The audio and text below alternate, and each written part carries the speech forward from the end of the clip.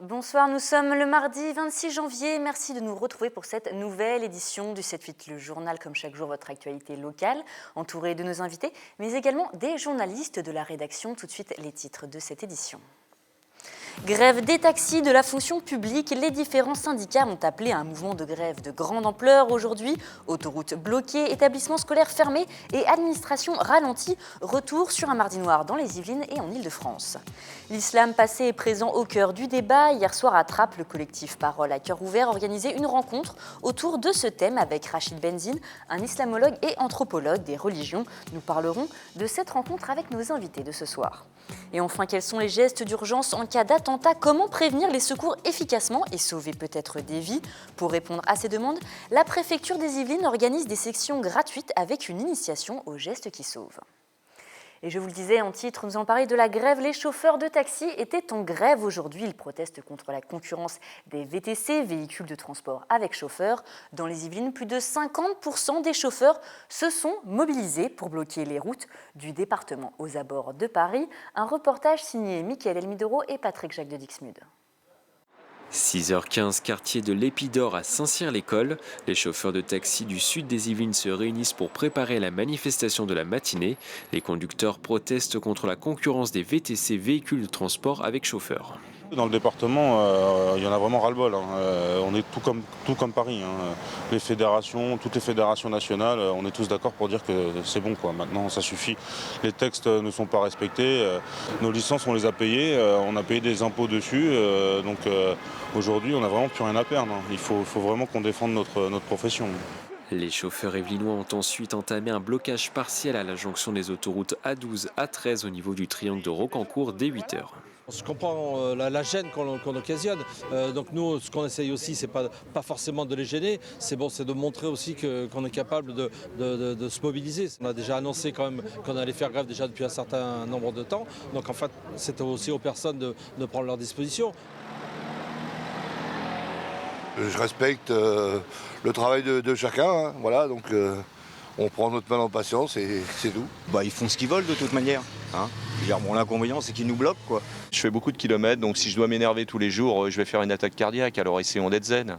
Les taxis yvelinois ont ensuite bloqué le tunnel de Saint-Cloud avant de repartir à Versailles. Selon les syndicats de taxis, 50% des conducteurs du département se sont mobilisés pour cette opération. Une nouvelle manifestation pourrait être organisée dans les prochaines semaines. Et suite du mardi noir, parmi les grévistes aujourd'hui, les enseignants étaient eux aussi mobilisés. Leur principale revendication, les salaires et le pouvoir d'achat. Ils demandent notamment la fin du gel du barème des salaires. Sur le département, la mobilisation a été de 15,19% dans le primaire et le secondaire. Selon l'Académie de Versailles, qui regroupe le département des Yvelines, du Val d'Oise, des Hauts-de-Seine et de l'Essonne, le taux d'enseignants en grève était de 13,79% dans le premier et le second degré. On écoute tout de suite Bertrand Mesure, représentant syndicaliste des enseignants dans les Yvelines. L'idée, c'est de faire passer que, pour l'instant, ce qui est mis sur la table de négociation n'est pas suffisant. Ce qu'on souhaiterait déjà, c'est que le gel du point d'indice soit levé. D'autre part, qu'un certain nombre de conditions de rémunération des personnels du premier degré soient alignées sur le second degré. Et puis que si là on serait tout à fait, je dirais, dans une perspective européenne, que le niveau des salaires des enseignants français rejoigne la moyenne européenne. Et nous passons à présent à notre chronique politique du mardi avec Wilfried Richy. Il est aujourd'hui question de l'élection à la présidence du mouvement Nous Citoyens, mouvement qui s'est réuni à Versailles en fin de semaine dernière. Campagne présidentielle de 2012, on se souvient du fameux mois président lancé par François Hollande lors du débat télévisé du second tour face à Nicolas Sarkozy. Quelques mois plus tard, naissait en réaction à cette longue tirade Nous Citoyens, un mouvement politique lancé par l'entrepreneur Denis Père avec pour ambition de voir la société civile s'engager pour réformer la France. Bien que classée d'hiver droite par le ministère de l'Intérieur, la formation qui se revendique sociale-libérale considère les clivages politiques traditionnels dépassés. Au plus haut de sa popularité, Nous Citoyens comptait jusqu'à 12 500 adhérents. Il serait environ 6 000 aujourd'hui. Nous avons démarré en 2013. Nous avons atteint donc assez rapidement les 13 000 adhérents. On a déjà participé à plusieurs élections. C'est essentiel pour nous parce que c'est ce qui nous donne la visibilité dont on a besoin. Aujourd'hui, on n'est pas assez considéré par le monde des médias. On ne fait pas pour l'instant partie du spectre. Donc on travaille via les réseaux sociaux, via Twitter, via Facebook. On va sur le terrain. Il est essentiel que nous puissions porter les vrais sujets dans les médias et au niveau des Français. On ne peut pas aujourd'hui revivre une campagne comme en 2012 où les sujets principaux étaient la viande halal et le permis de conduire. C'est inacceptable. Les enjeux ne sont pas là. Et Nous Citoyens vient d'élire son nouveau président. Son nom, Nicolas Doucerin. Une élection avec 59,5% des suffrages exprimés pour cet entrepreneur de 39 ans qui veut conserver l'idée d'origine et tourner rapidement la page Jean-Marie Cavada. L'eurodéputé avait pris la tête du mouvement provisoirement pendant quelques mois, fin 2014, avant de claquer la porte en dénonçant un manque de démocratie interne. Au lancement, lorsque Denis Père a souhaité lancer son mouvement, son parti, j'ai trouvé extrêmement intéressante l'idée naturellement parce que j'avais moi-même créé avec d'autres personnes quelques mois auparavant Entreprendre pour la France. Aujourd'hui, on le voit bien, il y a une offre politique avec les partis politiques traditionnels. Nous, notre ambition en tant que citoyens, c'est de réinventer la manière de faire de la politique. Et comme Nous Citoyens a réussi à percer, grâce notamment à Denis Père, il me semblait naturel de rejoindre Nous Citoyens, de demander à nos adhérents de rejoindre pour ne faire plus qu'un, pour qu'on soit plus fort, pour préparer les prochaines échéances. Nicolas Doucerin qui ajoute qu'il veut promouvoir les jeunes au sein du mouvement pour les placer au cœur de l'action et de la décision. Pour moi, la vocation d'un mouvement comme Nous Citoyens, c'est d'être représentatif de la société française. C'est ce que je vais défendre d'ailleurs au travers de mon programme. C'est bien de s'appeler Nous Citoyens, c'est mieux de l'incarner en ayant des citoyens de toute sensibilité, de sensibilité de gauche comme de sensibilité de droite, issus de tous nos territoires, de toutes nos régions. Millions de Français qui gagnent moins de 950 € par mois et des 6 400 000 Français qui sont aujourd'hui sans emploi. On n'arrivera pas à construire une grande force, une armée citoyenne, si nous n'arrivons pas à fédérer tous les citoyens autour de notre cause. Et pour peser dans le débat, il n'exclut pas de s'associer à d'autres mouvements du même type pour créer une force alternative de 40 000 à 70 000 adhérents. Un rapprochement qui s'avère indispensable avant la présidentielle. Lors du scrutin régional de décembre, Nous Citoyens avait proposé 3 listes dans l'Hexagone, en Auvergne-Rhône-Alpes, en Nord-Pas-de-Calais-Picardie et en Île-de-France. 3 listes qui totalisent 90 000 électeurs, soit à chaque fois à peine plus de 1% des suffrages, trop peu pour inquiéter les formations traditionnelles et espérer, comme Nous Citoyens l'espèrent, mettre fin au clivage gauche-droite.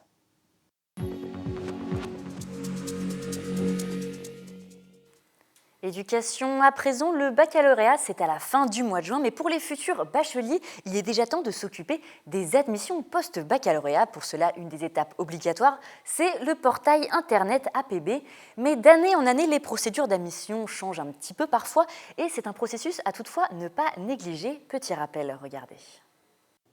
L'APB, ils en ont tous entendu parler. Ces élèves de terminale au lycée Jean Villard de Plaisir ont déjà commencé à explorer le site Internet. Ouvert du 20 janvier au 20 mars, c'est l'étape incontournable pour choisir sa future filière et faire ses vœux, mais tous ne l'appréhendent pas de la même manière. Ça nous rassure un petit peu, le fait d'avoir un support, de pouvoir hiérarchiser. Bon, c'est vrai qu'il y a des contraintes de temps. Ça peut nous servir de plateforme pour envoyer nos dossiers, au lieu d'avoir à les envoyer par courrier. Si on n'a pas fait de recherche avant, si on n'a pas été sur les sites des universités, ça peut être compliqué. Dans cet établissement, les élèves sont sensibilisés à la procédure dès la classe de première, mais naviguer sur le portail n'est pas la partie la plus compliquée. APB, c'est une procédure technique.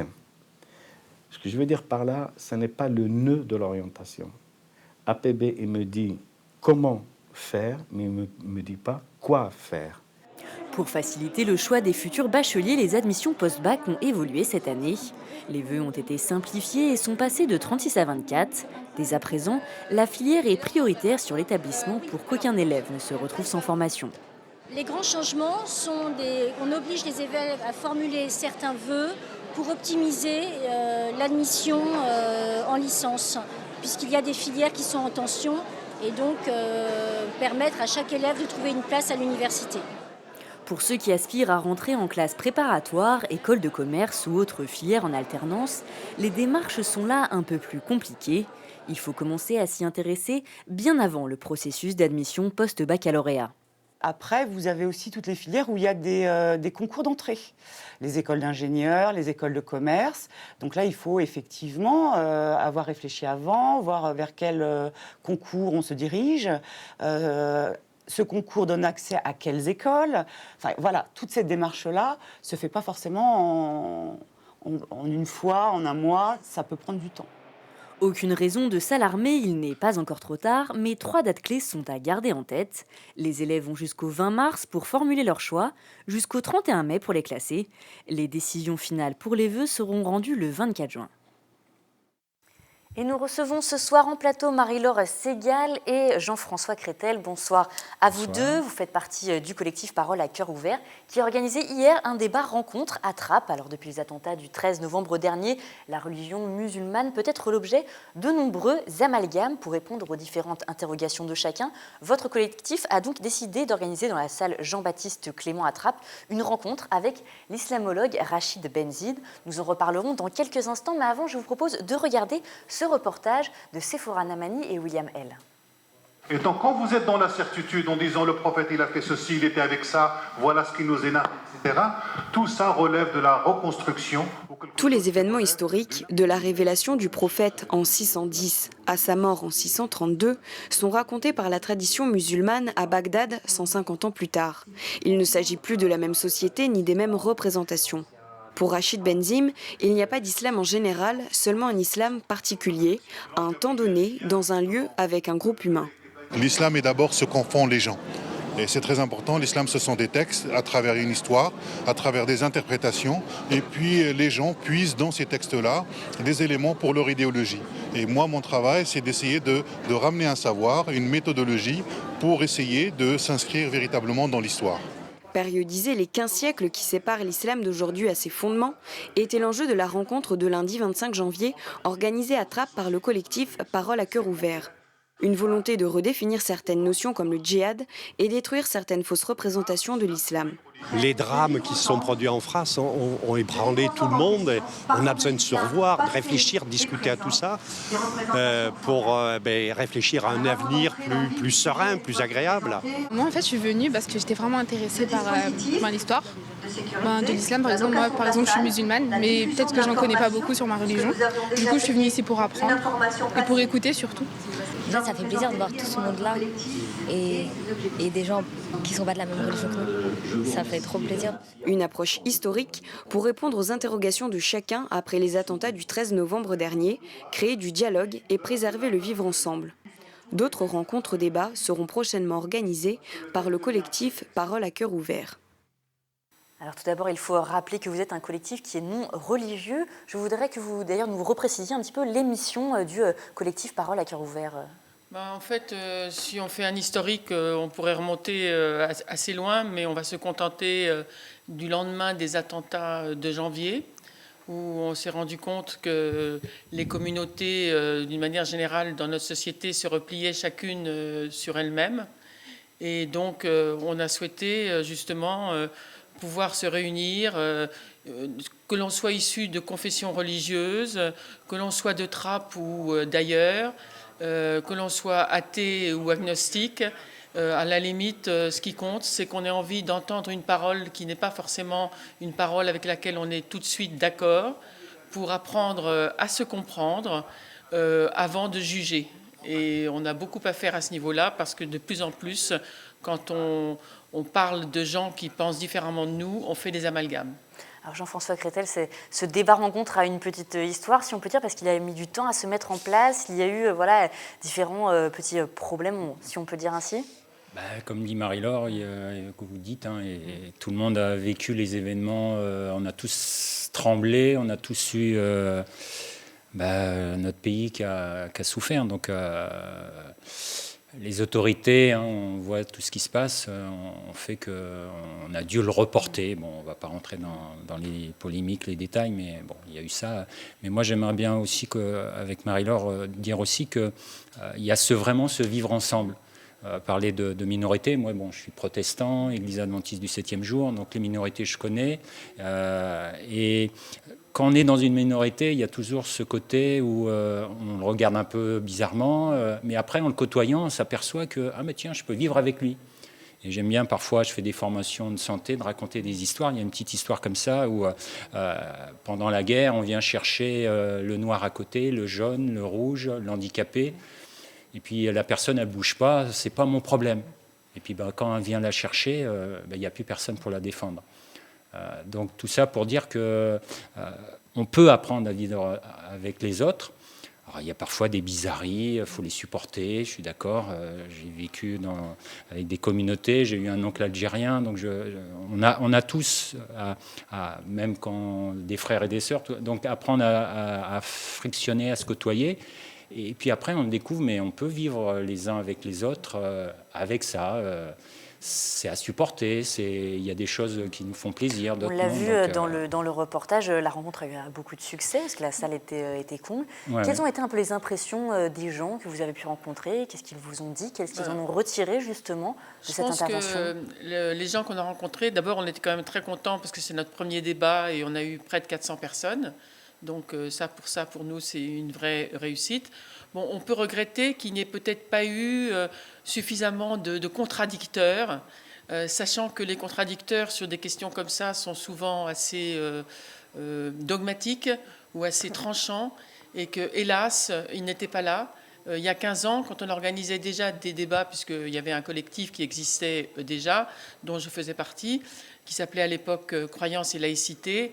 Quand on organisait des débats sur la laïcité, les gens qui n'étaient pas d'accord, ils s'exprimaient. C'était quelquefois très difficile. Là, c'est vrai qu'on a eu une salle relativement acquise où que les gens, j'en connais, qui ne sont pas d'accord, des musulmans entre autres, ils ne sont pas intervenus et même quelquefois, ils peuvent être partis fâchés. Donc ça montre que les problèmes ne sont pas réglés et qu'il ne faut pas qu'on dorme sur nos lauriers en croyant que parce que cette salle était acquise, les problèmes n'existent pas. Entre nous, on a besoin de parler, de faire le bilan de ce débat, de savoir ce qu'on en pense, de savoir ce que ça veut dire pour nous les paroles que Rachid a prononcées, parce que je pense que pour nous, on ne pense pas tous pareil. Hein. Et plutôt que, je répète, plutôt que de se convaincre, il s'agit déjà de se comprendre. C'est ce qu'on se disait entre nous, qu'est-ce qu'on va dire, et c'est vrai, on en parlait encore tout à l'heure. Rachid a dit des choses. Il a vraiment abordé donc, le sujet d'un point de vue historique. Voilà, c'est ce que je faisais un peu le reproche entre nous. On est entre nous. Alors, il a beaucoup parlé de l'histoire, du passé. Un petit peu, il a mis quand même des points sur les i, sur les politiques d'aujourd'hui, sur le aujourd'hui, on peut vivre ensemble. Mais il est historien, donc. Mais c'était intéressant. Moi aussi, j'ai appris beaucoup de choses. Il n'est pas historien, il est philosophe. Pardon, philosophe. Mais c'était important d'avoir ce fondement, de comprendre. On comprend. Il y a des choses qu'on sait par l'école, par les journaux sur l'islam, mais il y a plein de choses qu'on ne sait pas. Et j'ai découvert plein de choses qui disent ah oui tiens ça je savais pas ça comme ça donc sur le prophète, sur la place de l'époque. Et je pense que c'était intéressant qu'ils nous remettent dans le contexte. Donc, Alors moi, je voudrais quand même être contente parce qu'il y aura des conséquences. Entre autres, il y avait 2 professeurs du lycée de Trappes qui comptent essayer de faire venir Rachid dans le lycée, parce que c'est vrai qu'une des critiques par rapport à ce débat qui était évidemment très réussi, c'est qu'il n'y avait pas beaucoup de jeunes. Et donc, si on arrive c'est important justement de mobiliser les jeunes sur ce sujet. Et je pense que, et moi j'ai parlé avec ces professeurs, puisque j'étais moi-même professeur au lycée jadis, on peut faire venir aussi des gens du collectif pour qu'ils voient qu'il y a des gens dans la société civile qui veillent à ce que justement les groupes ne se referment pas les uns entre les autres et qu'il y ait vraiment un mélange le plus possible. Exactement. Le vivre ensemble, voilà, c'est vraiment votre mission, un peu votre thème de prédilection. Est-ce que du coup vous allez organiser d'autres débats comme ceci, d'autres rencontres, justement, et quelle va être la suite? Car justement, il faut y avoir justement une suite à ça. On en discutera évidemment au sein du collectif. On ne se précipitera pas pour en faire un autre, parce que là, on a quand même mis 10 mois ou presque 1 an pour le préparer, puisqu'en fait, c'est au lendemain des attentats de janvier qu'on a eu l'idée de se rencontrer, enfin de créer ce collectif, de recréer ce collectif. Et donc, les prochains débats, j'espère qu'on arrivera à faire quelque chose sur la question de la laïcité, sur la dimension sociale des problèmes, parce que je crois qu'on ne peut pas faire l'économie de la dimension socio-économique du drame qu'on vit aujourd'hui, parce qu'il y en a beaucoup qui se sentent humiliés. D'ailleurs, la question de l'humiliation a été évoquée hier par Rachid. Et je crois que cette question de l'humiliation, il faut qu'on la creuse. Et c'est ce qui fait que les gens ne se comprennent pas, parce qu'il y en a qui ne... Donc la question du racisme, qui évidemment est loin d'être une question qu'on peut laisser de côté. Donc ce n'est pas les sujets qui manquent. Bon, évidemment aussi la géopolitique, mais ce sera le collectif qui décidera quel sera le prochain sujet, avec quel intervenant, de façon à ce qu'on soit le plus pertinent possible. Alors, dans le vivre ensemble, il n'y aura pas peut-être... Voilà, on est entre nous, il n'y aura peut-être pas que des débats, hein. On peut faire des repas, on peut faire des choses autour de la santé, du sport, enfin il y a plein de... Mais effectivement, comme dit Marie-Laure, il y a aussi à intégrer des notions de dialogue, d'échange et puis de débat, parce qu'il y en a besoin. C'est important de susciter des rencontres. Voilà, c'est des rencontres, mais surtout d'abord des rencontres entre nous. Parce qu'on est une quinzaine. Là, d'ailleurs, hier, il y a 4 ou 5 personnes qui veulent rejoindre notre collectif. Donc, il faut apprendre à se connaître, apprendre à se comprendre, apprendre à ne pas juger, apprendre à oser s'exprimer. On a déjà beaucoup de travail avec ça. Ouais. Voilà. C'est ouvert, hein, effectivement. Vous allez passer le mail, donc on est... C'est ouvert aux gens qui acceptent d'entendre des choses qui ne sont pas exactement ce qu'ils pensent forcément. Alors justement, voilà, si vous avez un petit message à adresser aux personnes qui souhaiteraient rejoindre le collectif, donc pour justement vous joindre, il y a cette adresse mail parole.coeur.ouvert@gmail.com. L'adresse va s'afficher juste en bas de votre écran. Un dernier mot pour leur demander de vous rejoindre s'ils le souhaitent. Un dernier mot, ce serait que ce collectif joue le rôle de la société civile, parce que je pense que dans les difficultés qu'on a aujourd'hui, l'État seul et les institutions ne peuvent le faire. Et donc nous avons toute notre responsabilité. Exactement, ce que disait Rachid, qu'on a largement notre place, pas pour faire à la place des autres, ensemble. Voilà. Mobilisation citoyenne. Donc merci beaucoup à vous deux d'être venus sur notre plateau et d'avoir répondu à nos questions. Et justement, après les attentats de 2015, de nombreux Français ont exprimé le souhait de connaître les gestes utiles pour sauver des vies. En réponse à cette demande, le ministère de l'Intérieur et l'ensemble des acteurs du secours vont organiser dès le mois de février des séances d'initiation gratuites de 2 heures. Au cours de ces sessions, certains gestes qui sauvent seront dispensés, à l'issue desquels chaque participant se verra remettre une attestation. Regardez ce reportage signé William L. Alerter, masser, défibriller, poser un garrot et traiter les hémorragies, ces gestes qui peuvent paraître complexes au premier abord seront dispensés au cours de sessions de formation gratuites sur tout le territoire yvelinois dès le 1er février. Je crois que c'était très important que nos concitoyens prennent conscience qu'ils peuvent être acteurs à la fois de leur propre sécurité et de la sécurité de leurs concitoyens s'ils sont confrontés à une situation de crise. Ces sessions qui seront pilotées par la Croix-Rouge et le SDIS ne se substituent pas à la formation de premiers secours que le participant peut toujours suivre par la suite pour élargir ses connaissances. De plus en plus de personnes souhaitent acquérir les bons réflexes en cas de situation notamment sévère comme l'arrêt cardiaque et bien entendu par exemple des hémorragies ou des plaies importantes. En partenariat avec l'Éducation nationale, 3 lycées ont été sélectionnés pour dispenser ces formations, dont un à Montigny-le-Bretonneux. Je rappelle que ce sont des actions qui ont lieu le samedi matin, donc ça suppose que les établissements soient ouverts, mais on pourra élargir, puisqu'il s'agit aussi d'un engagement volontaire de la part des adultes et des élèves, que ces établissements recrutent au-delà, bien entendu, de leur propre public scolaire. Pour les inscriptions sur les sessions gratuites, rendez-vous sur le site de la préfecture. Sur le mois de février, ce sont 87 sessions qui sont programmées dans le département. Et vendredi dernier, le maire de Coignières, Jean-Pierre Sevestre, a souhaité ses premiers vœux au salon de réception Antoine de Saint-Exupéry. Parmi les grands projets pour Coignières, l'élaboration du plan local d'urbanisme et le projet d'aménagement et de développement durable de la ville. Autre dossier d'actualité, l'opposition de la commune à l'implantation d'une aire de grand passage pour les gens du voyage aux Essarts-le-Roi. On écoute le maire Jean-Pierre Sevestre sur ce sujet. L'aire de grand passage des gens du voyage, qui doit se situer sur la commune des Essarts-le-Roi, est tout à fait limitrophe de notre commune de Coignières et limitrophe de notre secteur économique, secteur commercial de Coignières. c'est l'arrivée de 200 à 300 caravanes pendant 6 mois de l'année environ, et donc une population de 1000 personnes. Et avec un accès difficile, nous considérons que c'est un emplacement qui n'est pas du tout propice à ce genre d'accueil. Créer de l'art avec la nature, c'est le défi qu'a lancé ce samedi le service jeunesse et citoyenneté de la commune de Magny-les-Hameaux à ces jeunes. Une dizaine de Magnicois s'est essayé au green graffiti, une technique artistique plus respectueuse de l'environnement avec des produits naturels, mousse, feuilles et même une colle bio préparée par les encadrants. Écoutez. Nous, on a pour objectif de favoriser la découverte des jeunes de différentes pratiques. Alors, en fait, c'est typiquement une action qui est à cheval sur 2 domaines, effectivement. Une notion environnementale, parce qu'on peut aborder comme ça aussi les méfaits du vrai graffiti, des bombes aérosols, de la peinture un peu synthétique, etc. Et par ailleurs, c'est aussi permettre de découvrir une nouvelle forme d'art. Et c'est à présent la fin de cette édition. Je vous remercie de nous avoir suivis, mais restez avec nous dans quelques minutes. Vous avez rendez-vous avec Nouradine Ag pour le 7-8 Société. Le thème du débat de ce soir, l'emploi chez les jeunes dans les quartiers populaires. Quant à moi, je vous retrouve demain pour un nouveau numéro du journal. Je vous souhaite une excellente soirée.